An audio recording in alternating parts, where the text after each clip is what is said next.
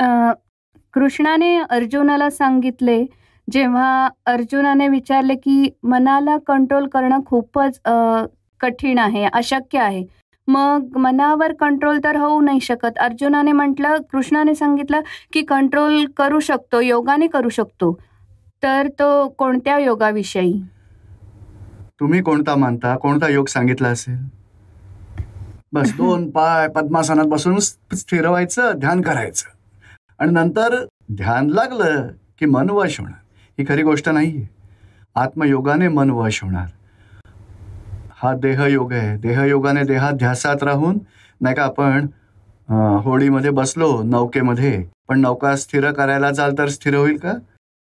का किनाऱ्यावर उतरावं लागेल, नंतर खेचा दोरीने स्थिर होईल, मग ती स्थिर होते. तर अशा देहाध्यासात राहून कोणी लोक देहाच्या चक्रावर ध्यान करतात, त्याला योग साधना मानतात. कोणी मनाला स्थिर करायला जातात, विचारांना बंद करायला जातात. ते सक्सेसफुल पूर्णपणे होऊ शकत नाही.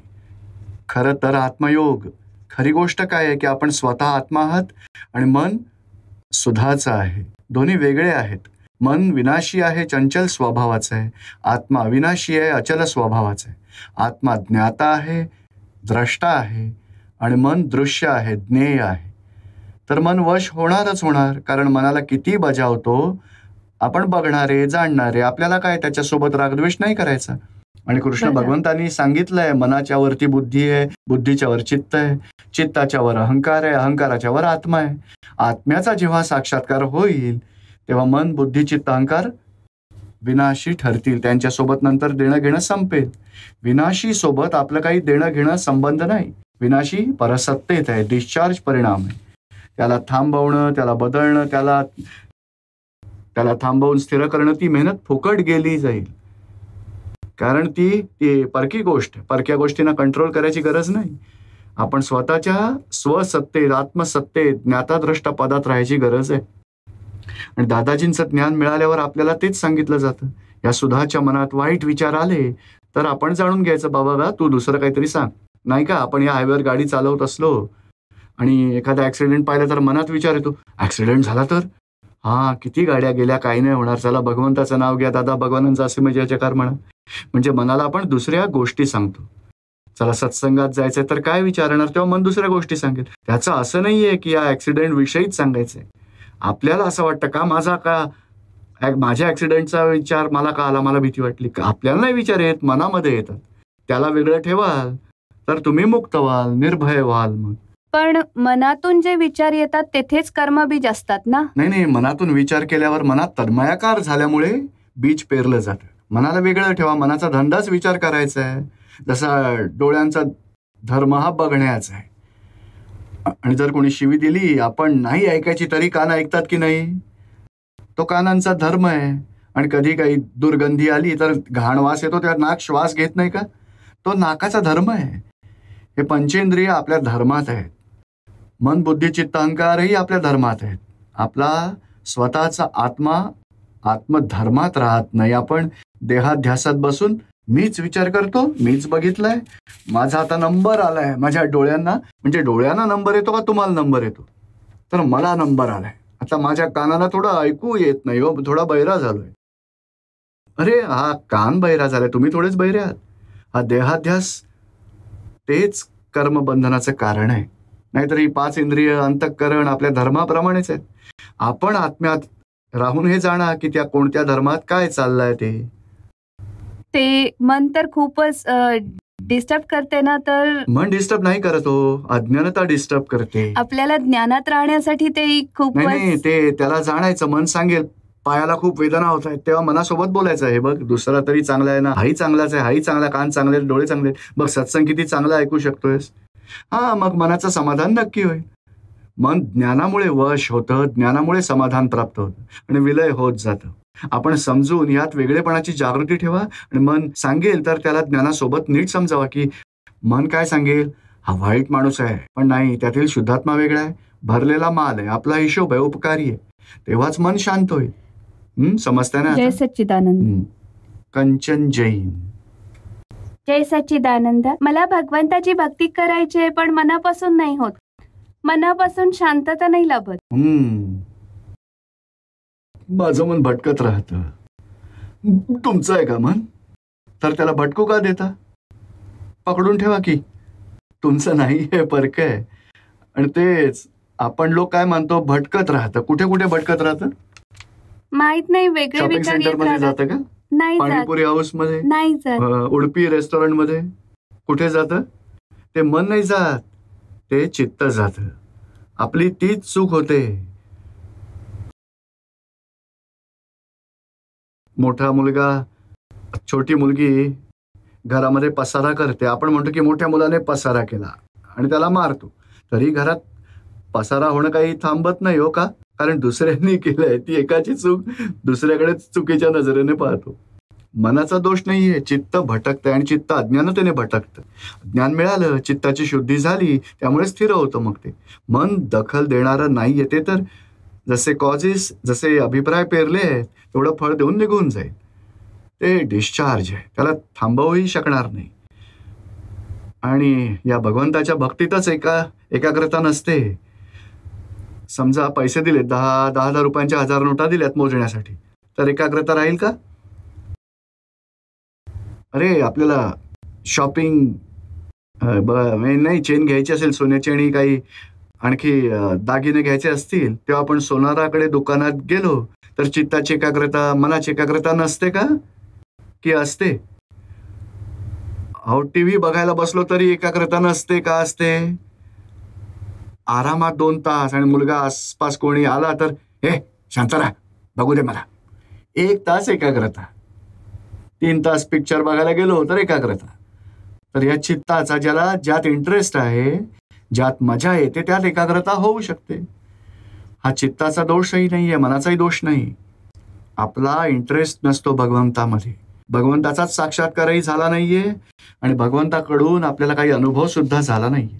त्यामुळेच मग आपलं चित्त भटकत राहतं. भगवंताचा साक्षात्कार होईल, भगवंताकडून आनंद आणि ज्ञानाचा आपल्याला अनुभव मिळेल, तेव्हा चित्त शांत होईल. नंतर आतून आनंद सुरू होईल, अशांती समाप्त होईल.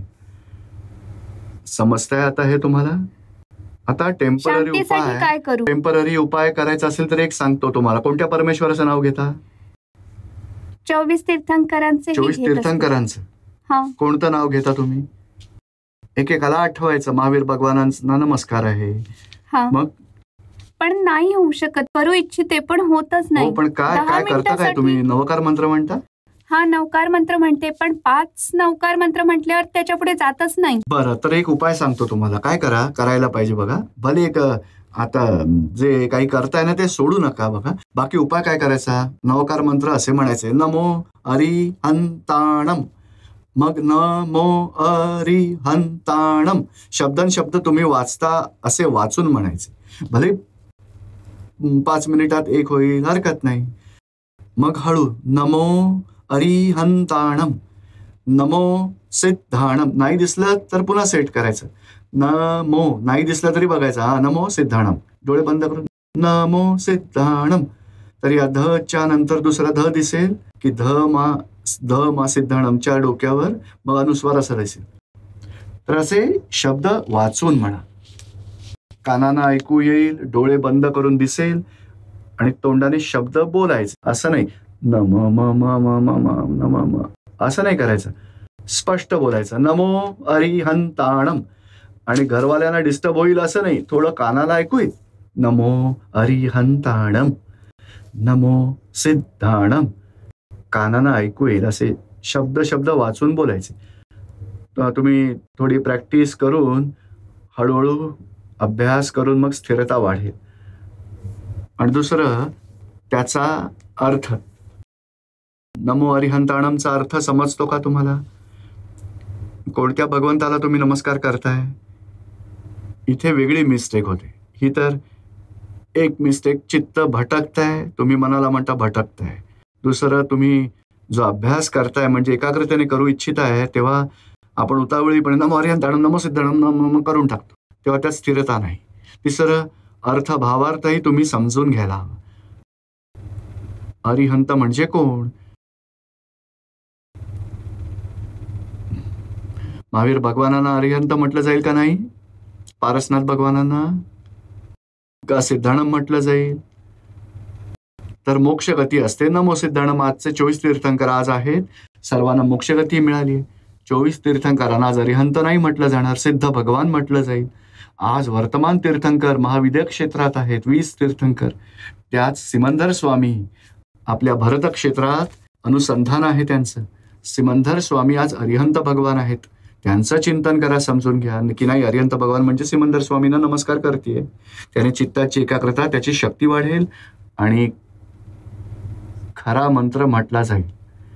समजताय ना आता? हे नाही समजलं अजून तर पूर्ण समजून उमजून करायला हवं. नमो सिद्धाणम म्हणजे मोक्षगती प्राप्त केलेल्या सर्व सिद्ध भगवंतांना नमस्कार करत आहे. ते आपल्या जीवनाचं अंतिम ध्येय आहे की ह्याच जीवनात सगळी कर्म पूर्ण करून आपल्याला सिद्धगती प्राप्त करायची. तेच ध्येय आहे आपलं, लक्ष तेच आहे, ते लक्षात ठेवलं पाहिजे. तिसरं नमो आयर्याणम म्हणजे आचार्य भगवंतांना नमस्कार करते.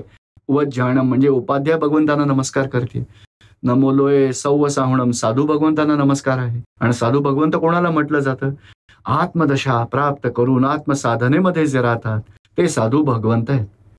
देहदशेत राहतात, देहाध्यासात, त्यांना साधू म्हटलं नाही जात. पण स्वतः चिंतन करतात, दुसऱ्यांना मदत करतात, उपाध्याय म्हटलं जातं. आणि आत्मज्ञानाची श्रेणी चढणारे पण आचार्य म्हणजे चारित्र्यात, आत्मज्ञान ज्यांच्या चारित्र्यात आहे, वर्तनात आलं आहे, त्यांना आचार्य म्हटलं जातं. असं समजून घेऊन कराल तर खूपच स्थिरता लाभेल. समजताय का आता तुम्हाला? मोक्षासाठी काय गरजेचं आहे? मोक्षाला जाण्याचा रस्ता काय आहे आणि रूल्स रेग्युलेशन्स आणि कंडिशन्स काय? बघा, मोक्षाचं ऑपोजिट आहे बंधन. बंधन. तर बंधन कोणत्या कारणाने होत असतं? त्या बंधनांनाच तोडून टाकलं तर मोक्ष मिळेल. ते बंधन ज्या कारणाने झालंय त्याच गोष्टीने सुरुवात होते की आपण स्वतः निर्मल आहात. ही खरी गोष्ट आहे का? नाही. मग स्वतः कोण आहात?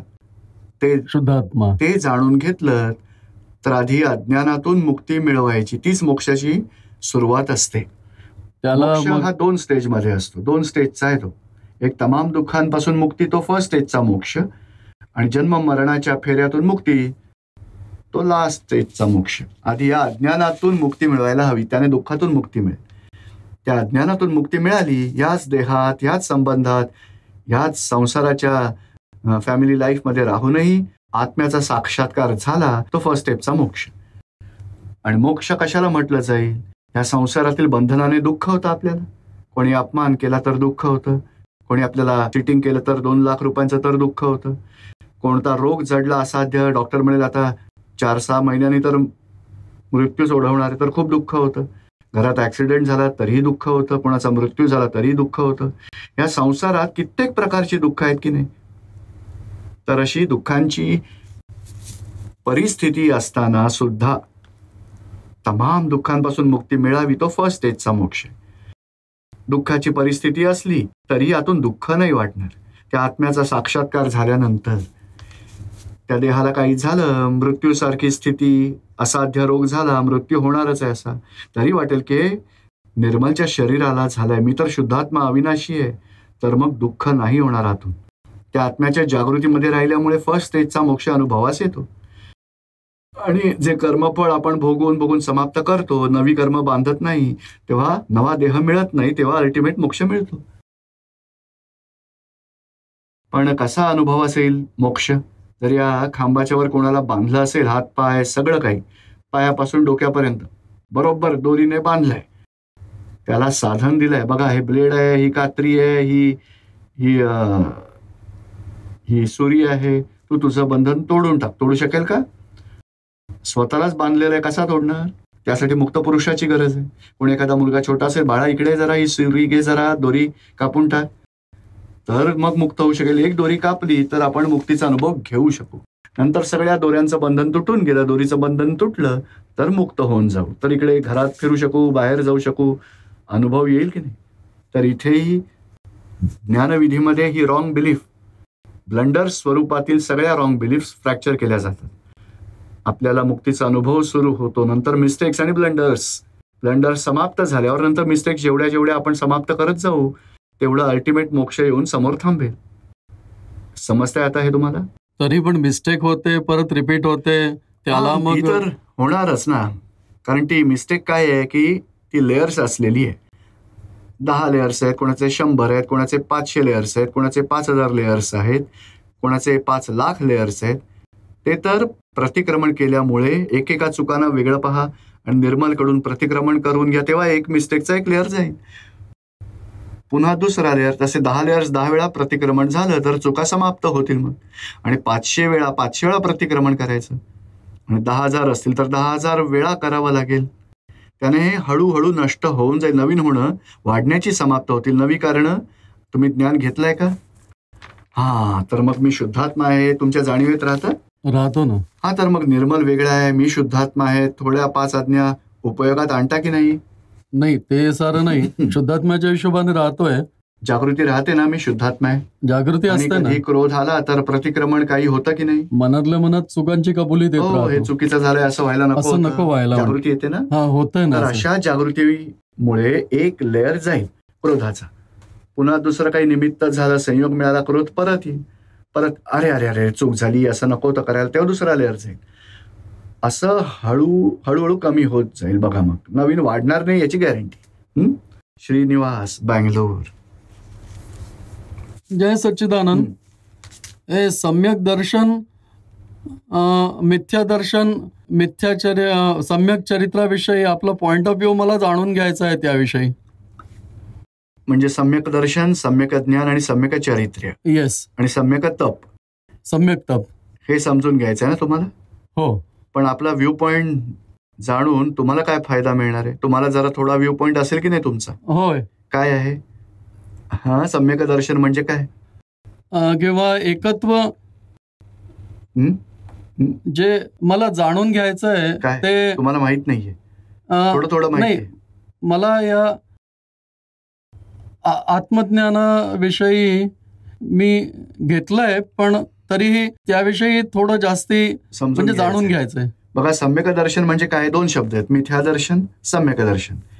मिथ्या म्हणजे विनाशीला मी आहे, माझं आहे मानणं, ते मिथ्या दर्शन आहे. अविनाशीला मीच आहे मानणं, तो मी.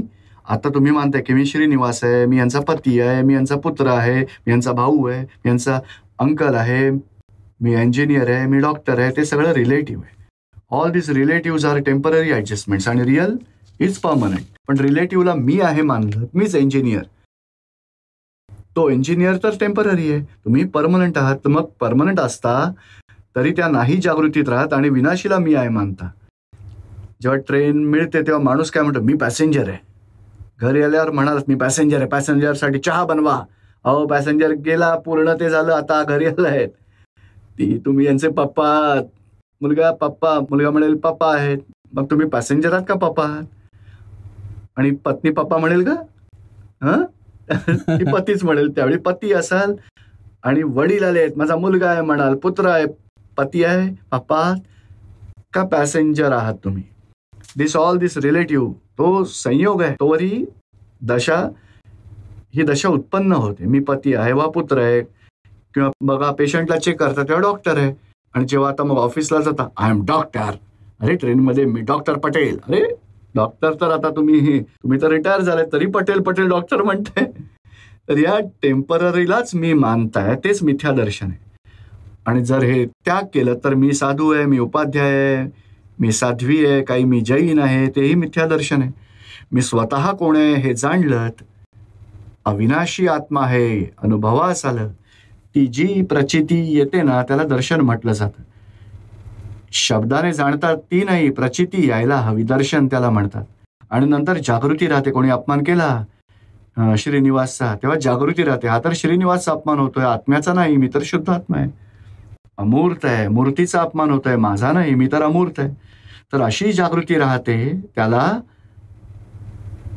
त्या जागृतीमुळे आपल्याला अनुभव येतो, त्याला तप म्हटलं जातं. जेव्हा जागृती राहील, हे श्रीनिवासचं आहे, माझं नाही, मी वेगळा आहे, त्याला सम्यक तप म्हटलं जातं. त्या सम्यक तपात तुम्ही राहिलात तर अनुभव उत्पन्न होतो, त्याला सम्यक ज्ञान म्हटलं जातं. कशा प्रकारे मी शुद्धात्मा आहे, कशा प्रकारे हा श्रीनिवास वेगळा आहे, त्या अनुभवात राहता त्याला सम्यक ज्ञान म्हटलं जातं. आणि सम्यक चारित्र्य म्हणजे आत्मरूपात स्वतः राहतो आणि संसारातील व्यवहारात त्याला कोणाच्याही प्रति राग द्वेष नसतो. त्याला चारित्र्य म्हटलं जातं. की कोणी अपमान केला, कोणी नुकसान केलं, कोणी आक्षेप घेतला, कोणी अपेक्षा ठेवली एखादी, कोणी दुर्भाव केला, दुर्व्यवहार केला, तरी निर्दोषच बघतो. आणि श्रीनिवासच्या सोबत घडतं, माझ्यासोबत नाही, मी तर शुद्धात्मा आहे. त्या अनुभवात राहतात, त्याला चारित्र्य म्हणतात. आणि श्रीनिवास काय करतो त्याचा ज्ञाताद्रष्टा राहतो, त्यालाच सम्यक चारित्र्य म्हटलं जातं. समजतंय का ते? हो. आत्म्याचं स्वरूप काय आहे? आत्म्याचं स्वरूप तुम्ही ज्ञान घेतलंय का? हो, घेतलंय. मग तुम्हाला जागृती असते मी शुद्धात्मा आहे. तसे शुद्धात्मा राहून श्रीनिवास काय करतो हे पाहिलं, तेच आत्म्याचं स्वरूप आहे. आत्म्याचं स्वरूप काय आहे? ज्ञान स्वरूप आहे. आणि त्याचं कार्य काय आहे? ज्ञाताद्रष्टा राहण्याचं. श्रीनिवास काय करतोय? त्याचा ज्ञाताद्रष्टा. श्रीनिवासचं मन काय विचार करतंय, वाणी काय बोलतेय, देहाने काय कार्य घडतंय, सगळं काही जाणणारे आपण आत्मा आहात. आणि अज्ञानतेमुळे काय होतं, श्रीनिवासच्या सोबत एकात्मता वाटते. कोणी म्हणाल श्रीनिवास वाईट माणूस आहे, कोण म्हणताय माझ्याबद्दल, कोण समजतोस तू? म्हणजे देहात श्रीनिवास कुठे आहे? तेव्हा म्हणाल माझ्याबद्दल तो बोलतोय, मी त्याचं ऐकलं बरोबर, मी बघून घेईन त्याला. पण आपण ह्या देहात आहात कोण? त्या रॉंग बिलीफमुळे श्रीनिवास मीच आहे मानलत ना. आता त्या अज्ञानतेमुळे मीच श्रीनिवास आहे असं मानताय, पण ज्ञानामुळे हेच अनुभवास येतं की श्रीनिवास तर शरीराचं स्वरूप आहे, त्याला जाणणारा मी आत्मा आहे आणि तेच आत्म्याचं स्वरूप आहे. श्रीनिवासची कोणतीही पोस्ट तुम्ही स्वतः नाही घेत, लेटर तुम्ही घेत नाही, श्रीनिवासला देत असता. श्रीनिवास तुझं पत्र आहे, मी नाही टच करणार. तू हिशोब गुन्हा केलायस, दंड मिळतोय, हिशोब पूर्ण कर, उपकार मान. तुम्ही वेगळे, श्रीनिवास वेगळा. तर वेगळे पण स्वतः अनुभव करतोय तोच आत्मा आहे.